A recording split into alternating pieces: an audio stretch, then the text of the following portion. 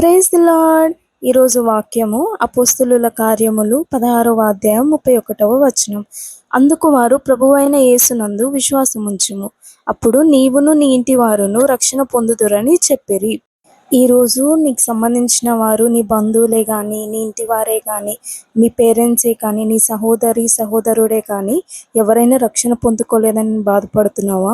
లేదా నీ స్నేహితుల్లో ఎవరైనా రక్షణ పొందుకోలేదు, వారికి సువార్త చెప్పాను అయినా వారు రక్షణ పొందుకోలేదు అని బాధపడుతున్నావా? నీవు బాధపడనక్కర్లేదు. నీవు విశ్వాసం ఉంచు చాలు. నీవు యేసునందు విశ్వాసం ఉంచినప్పుడు అప్పుడు నిన్ను బట్టి నీ ఒక్క ఇంటి వారిని అందరినీ దేవుడు రక్షణలోనికి నడిపిస్తాడు.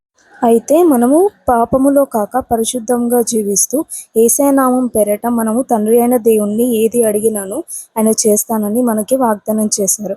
కాబట్టి ముందు మనము దేవుణ్ణి అడుగుదామే మనల్ని పరిశుద్ధపరచమని. తర్వాత దేవుడు నిన్ను బట్టి నీ ఇంటి వారిని అందరినీ రక్షణలోనికి నడిపిస్తాడు. ఈరోజు ఈ వాక్యము మీ జీవితంలో నెరవేరును గాక యేసు నామంలో. ఆమెన్.